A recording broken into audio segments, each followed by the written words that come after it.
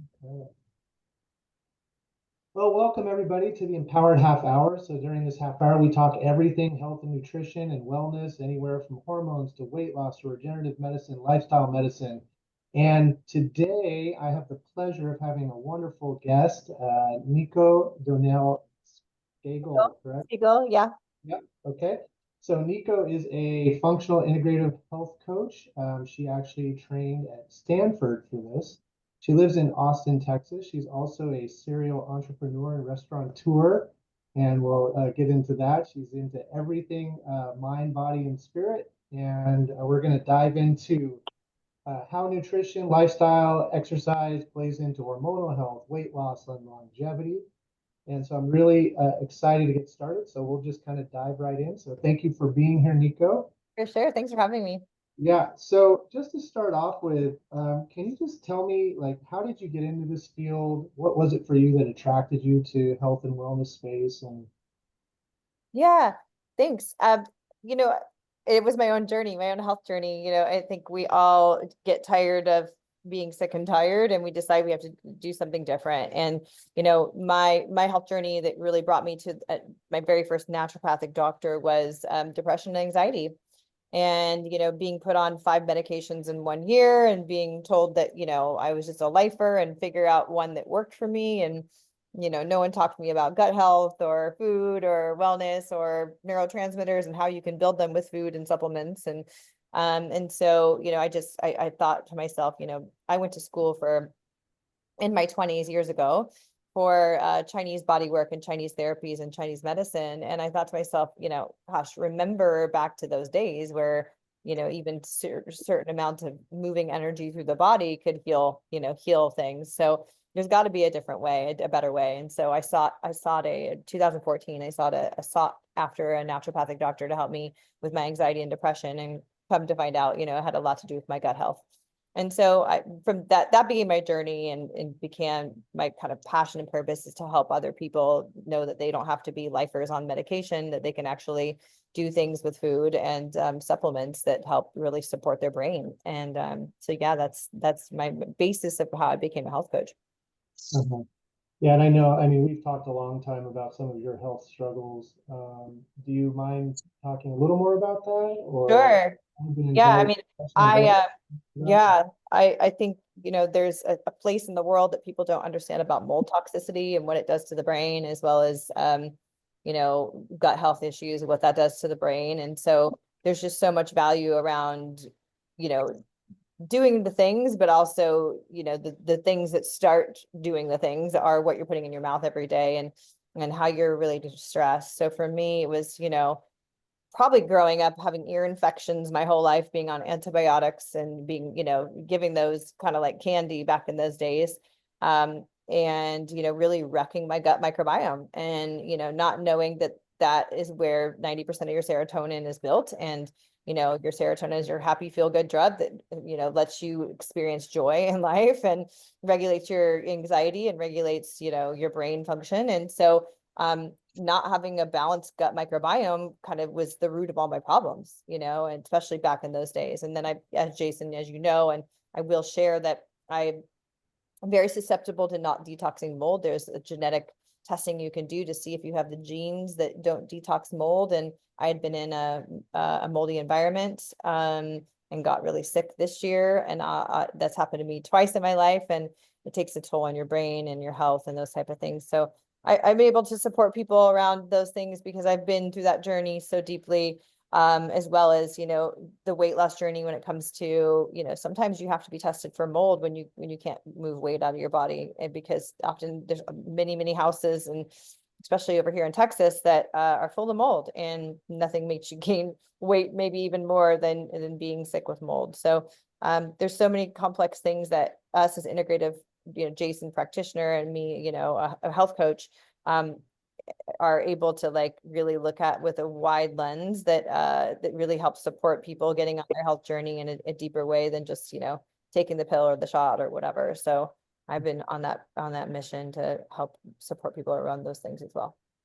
Yeah, and that's definitely in line with my philosophy around medicine. I mean, we do a lot of gut health work here, and I've just seen some great transformational changes from that. But So if you had to define what like functional integrative nutrition is, if you were at like a dinner party, like how would you describe that to people so they kind of understand like what that means? Yeah, so it's getting to the root problem of the problem, getting to the root of the problem instead of just, addressing the cause or addressing the symptom. So getting to the root cause. There's it's downstream, right? Like I said, it's like, well, my anxiety came from my gut. And if you're like, well, how does that work? Well, do you know that your serotonin and dopamine are built in your gut? Do you know your whole immune system is built in your gut? You're like, no, I didn't know that, and so making sure that, we start at the root causes, which what does your gut health look like? And so finding the root cause, I think, was what differentiates integrative medicine, and finding, ways to try to handle it in the natural way first, and then integrating possibly, supplementation and medicines, which is very different than the allopathic way. And the allopathic way is, here, take this pill, be on your way, and let's hope it works for you. And if not, we'll try another one. And sorry Mhm. about the side effects, So So I think, the biggest medicine we can take is food, right? absolutely. So what do you think are like the top three nutritional principles when you're talking about food as medicine and then applying that to longevity and overall health? Yeah, I mean, I'm going to go number one is organic food, and whole, or whole organic foods, nothing in bags and boxes. So, doing your best to shop on the outside of the grocery store instead of the inside aisles in the grocery store.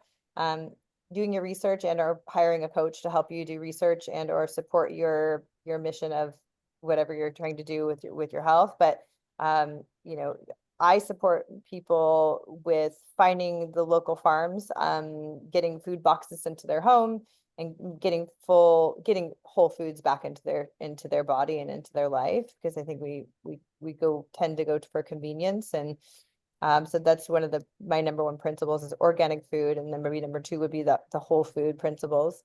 And then, researching where you can get those whole foods delivered to you in a way that the animals are well treated and the food is well treated. So Yeah, and I also think, I mean, it's not only the types of foods that we're eating, which I agree, the whole foods, shopping on the outside of the grocery store. It's something my kids make fun of me about now because we never go inside.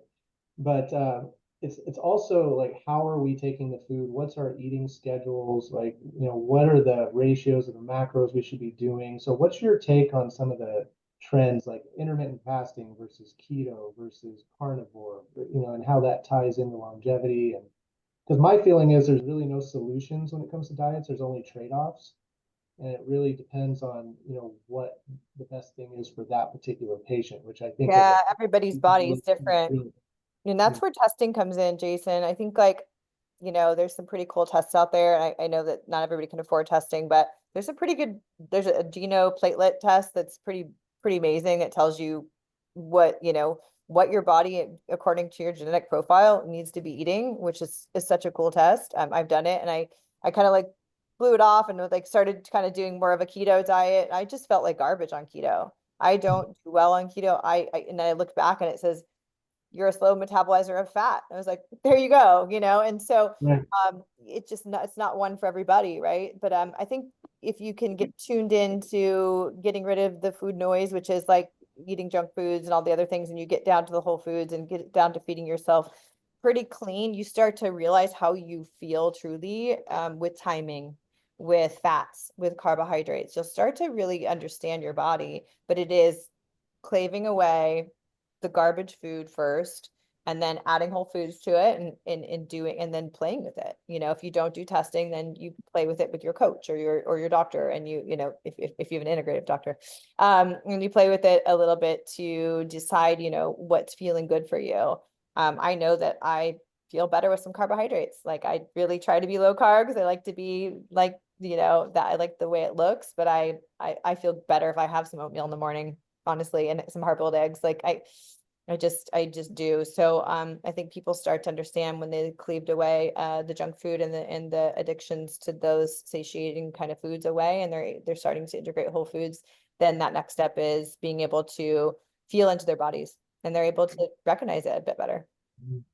Yeah, I find that definitely my practice because I don't do genetic diet testing, which what test are you using? Just Is a genoplatelet. It's very cool. So that's a good reference, but also food sensitivity testing as well, because we do MRT, mediator release testing, which Cool. people think they're eating healthy and then they're eating foods that are inflammatory to them and they don't even realize it. Yeah, Until you test for it, you don't know, right? yeah. When I'm you a big compare tester. I love it. anything like broccoli, asparagus, things that are clean, Right. not for them.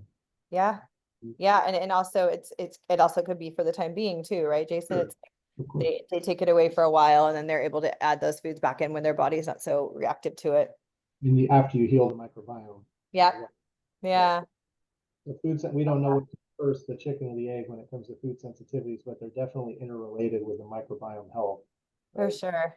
So Absolutely. And I think you've got a great program for that, according to what you've shared with me with, yeah, the stool samples and, getting them on the right pre and probiotics and then, building, and then we build diets from there. So that's really cool.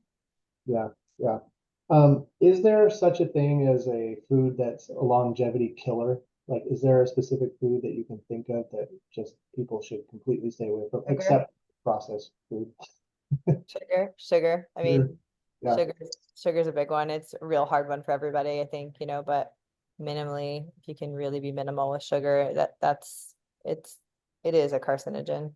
Mm-hmm. Mm-hmm. So let's shift gears a little bit and just talk about people that are struggling with weight loss.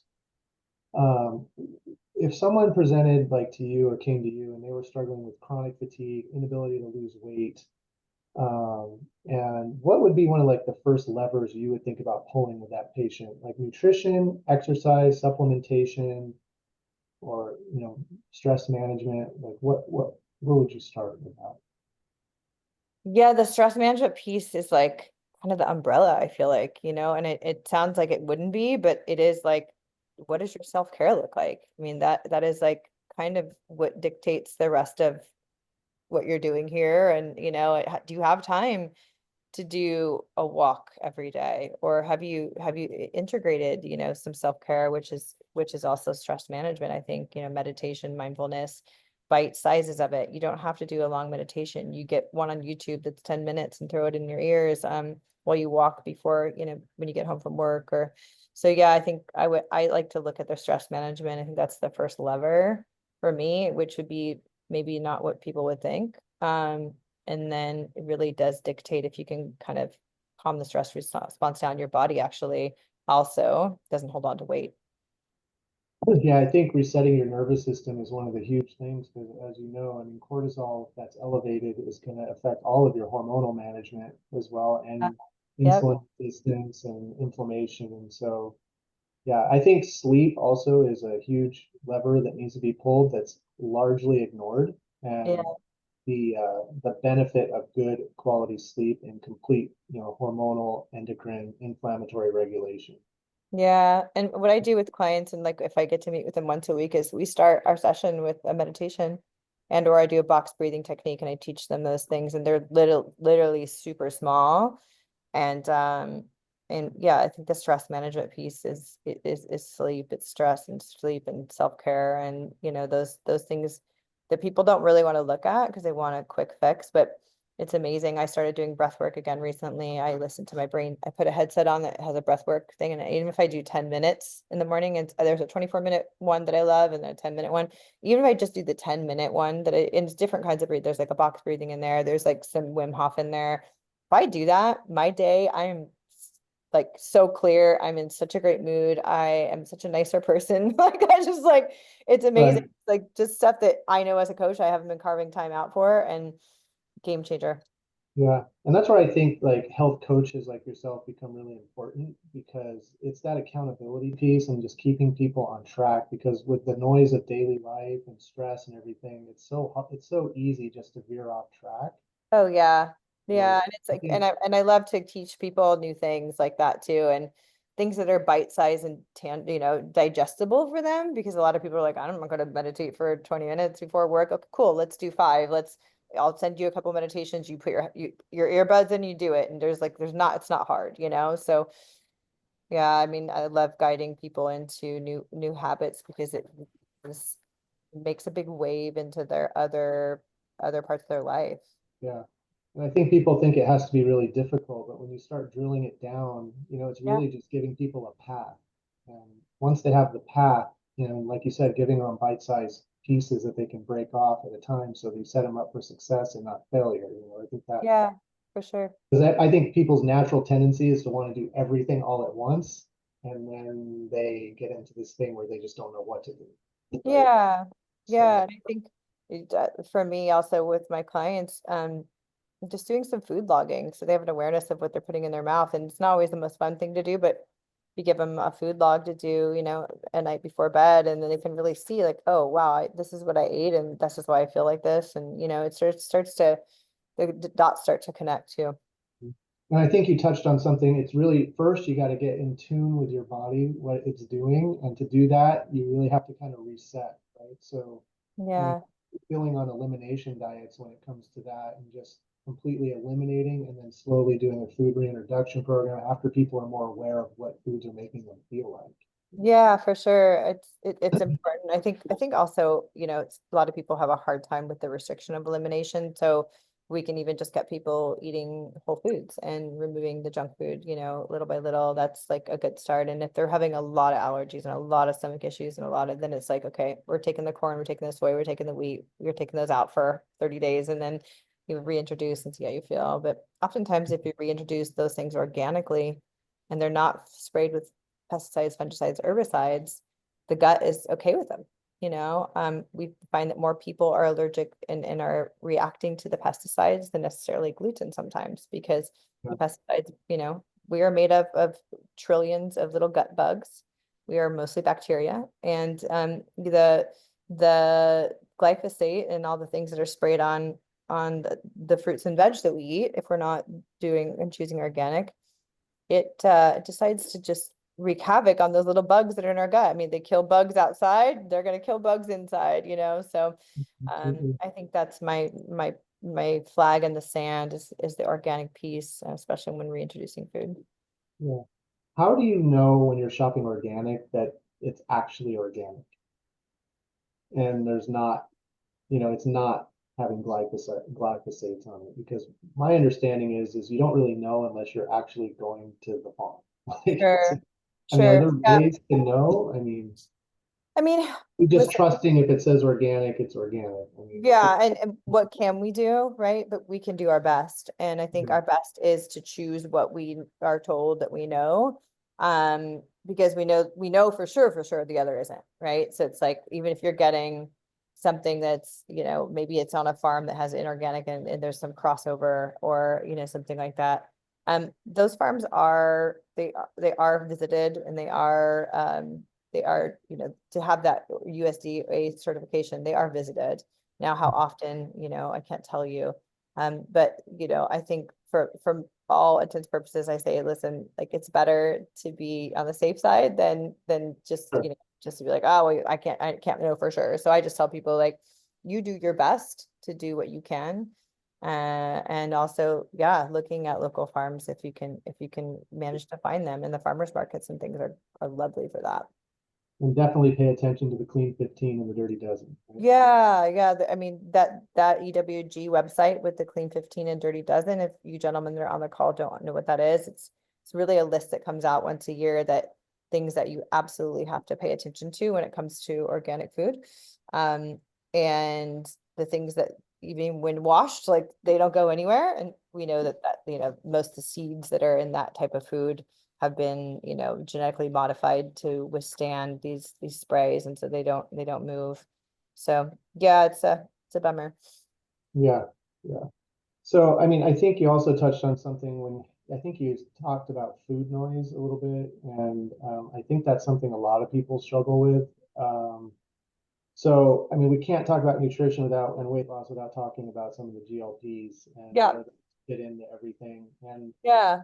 I I'm a think huge fan of the GLPs. I think they're a good springboard. They really help a lot with weight loss. And as long as they're kind of making the lifestyle changes, it's super important. But the food noise is where I see the GLPs really helping too and having people make smarter choices because they're not driven by that food noise all the time. yeah, I could see that. I think they're coming out to be known to be so good for inflammation for the brain as well. My integrative doctor here in Austin told me, he's like, I have tried them and I'm really too sensitive. They don't work for me. But he said it's a bummer because your mom had Alzheimer's and dementia. And he's like, I typically put anybody that's willing to be on peptides and to do the injectables on a very low or a microdose on it for forever if they're willing to do it because it's so good for inflammation of the brain as well. So Mhm. I was like, yeah, I know, so maybe, when my sleep is more sorted out, I will, go on a microdose of those as well. But yeah, I've taken them. I think that for what I used it for a couple months, it was really helpful. And I think it's really good for people that are, that are struggling with the food noise, and it helps. I felt like it really helped me just I still ate through it and worked out, but that's something we have to make sure that we are very, on top of, is that people know they need to lift weights at least, 3 times a week, and in weight bearing exercises, and move their body, and continue to give their liver enough water and liquids and all that good stuff. But the way you prescribe, Jason, you're not doing these massive doses like some people that, people talk about it. They're like, oh, this person had the failure of this and that. I was like, first of all, they probably have comorbidities. Second of Yeah. all, they're probably prescribed massive doses that don't make sense. And so it's just how you use anything, but I would agree. I think it's a great tool. Yeah, it's been a game changer, really, I think. And like you said, all the long-term health benefits are now being shown, the decreased dementia, heart attacks and strokes, decreased kidney failure. And so the microdosing will be interesting to see how that evolves over time and if there's actually a regimen that comes out. Because right now it's just a guessing game on the microdosing. For sure. Yeah, Um, it's cool though. Really, so really. speaking of meds, so let's talk a little bit about supplementation and some of the time we have left. So what do you think like the top three, if people had to choose three supplements to take, what would you recommend? 3 supplements to A take. foundational kind of supplementation regimen. Mm. I'm gonna go vitamin D. Hmm. I'm gonna go fish oil. Uh, I mean, I have a few. It's hard for me to distill it down. I would say vitamin D, fish oil. Could that be one maybe together? Uh, I would go a whole food vitamin, like a really good whole food vitamin, meaning a Like bio. like a methylated B vitamin Yeah, complex. like yeah, something that's like a whole food vitamin that's bioavailable. Hmm. And you can look for that on the label. If you don't know what that means, just look for bioavailable vitamins, or methylated. But and black seed oil is like something that I take every evening, and there's just so many benefits to that. But yeah, I would say probiotic, pro and prebiotic, your fish oil, your vitamin D, a really good multi that's like it's going to be I don't do multis myself because I take so many supplements and I'm like I have like the B's and the all in it. Yeah, And and something and I else. Yeah. think there's a winner. Like I think L-theanine's a winner. Like I think it's a silent, like really awesome GABA builder that GABA, you guys, is a neurotransmitter that helps us relieve stress. It's what's released when you have a glass of wine. Um, GABA is something that we blow through because we're so highly stressed, and L-theanine is what's, it's found in certain things, particularly in green tea. But L-theanine has just got so many benefits, and it's a GABA builder, and it's just a really nice stress reliever. And I tend to have clients that I say, twice a day, do a GABA, especially if you're under a lot of stress or aren't sleeping well or stuff like that. Hmm. Those are my What do jam. what do you think some of the mistakes people you make when they're choosing supplements? You think people over Low supplement? quality low quality supplements tend to not be bioavailable, meaning you pee them out. There's different, and you would probably know better like what that looks like, Jason, but there's different forms of and knowing what forms that you need, there's what 7 forms of magnesium, and there's, so Yeah. um getting your doctor's recommendation for vitamins if you can. And again, you're going to have to be talking to a Jason or an integrative doctor or a health coach Right. to help you with those Right. things. But yeah, All right. So a few questions for you to end with. So, what's yeah. your favorite healthy indulgence? Healthy indulgence. Uh, I would say I like dates. Okay. I do dates or like sometimes sunflower seed butter. I love date shakes. Oh yeah. Oh, no doubt. Yeah. What about you? Me, I actually like raw broccoli. I love broccoli. Oh my So gosh, how funny. that's like a treat for me. So Oh, that's so funny. very boring, I know. But I also like chia pudding. So chia Oh pudding yeah. is kind of my She like is too high in oxalates for me, but yeah. yeah, yeah. But like at night, if I'm craving something a little bit sweeter, but healthy, I'll do chia pudding and just with a little bit of monk fruit sweetener in it. So it's really Yeah, it's good. Vanilla extract, little yeah. cinnamon. So Mhm. um, what's one thing daily that you do that you think most people should do but don't? Because I Breath know work. you're pretty good about your daily routine. I'm getting, yeah, I ebb and flow though, but I would say lately it's the breath work meditations on the brain tap. I have my brain tap and I do breath work meditations on the brain tap. Hmm. Yeah, and so the breath work, I mean, if people don't know, it really helps reset your autonomic nervous system. It, resets your brain. It gets your vagus nerve stimulated, gets you into parasympathetic. So it's really, really important. So I would concur that breath work most people don't do. Feels daunting, Yeah, sometimes even for me, and I know it's helping me a lot because I'm dealing with cortisol regulation right now. So I'm like, okay, yeah, I'm doing everything I can. yeah. But it only takes 10 minutes, 5, 10 minutes, Yeah, right? So, I mean, you could go outside in your front yard early in the morning, get your red light, get barefoot in the ground. sand, do some. Grounding might be one too that I would have to throw in there. I definitely try to ground every day. I spend a lot of time at the park with my dog, so that I get a lot of most days I'll get that in. Yeah, yeah, earthing, and then do your breath work. So, Mhm. so where can people learn about you, connect with you? Um, Yeah, my website is in flux right now. I'm changing servers for it, but Nico at lovemarche.co. So I'll put it in the chat. okay. And we also do partner together, that we're forming that partnership. So your services we are going to be offering as well as part of some of our health optimization packages. So I think it'll be a great addition to what we already do. Yeah, for sure. I'm Looking forward excited to to play that with some as of your well. people. Do these guys have any questions they want to ask before we hop off? James or Chris? Yes, James, questions? No, I'm good. Love that you cover the breath work. That's something that a lot of people don't even know about. Yeah. Do you do Yeah. breath work, Chris? I know about it and I should do it, but I don't. There's a lot of things I know about Doc that I just don't fit in my routines, but I'm in the process of revamping my morning. So Yeah. see how it works out. It's always a process, Yeah. right? Mhm. James, any questions? No, now at this moment, no. But I did take away like using food as more like as looking at food as more as a medication to improve your health, and looking forward in regards of not just using like the pharmaceutical, but using the natural way of improving your health. And I appreciate that perspective. Yeah, for sure. Thanks for Yeah. saying so. I appreciate it. And if you guys, I'm also happy to hop on a quick 30-minute call with either one of you if you want to just kind of throw stuff by me or see what it looks like to work with me. That's absolutely at your convenience. Just grab my email that I dropped in the chat and happy to, give you that 30 minutes of my time and chat with you and, see if I can support you. Awesome. Thank you. And then, and for further references on longevity, if you don't know who Dr. Peter Attia is, he has a great book out called Outlive, where he goes through all the ins and outs of longevity. And he's a very educated. He trained at Johns Hopkins in surgical oncology, and then left medicine, and then came into preventative longevity. And describes that we're getting into the era of medicine 3.0, where we're extending our lens in more preventative care and preventing the four horsemen of the apocalypse, which is cardiac disease, diabetes, neurodegenerative disease, and cancer. I love Right. it. So great book.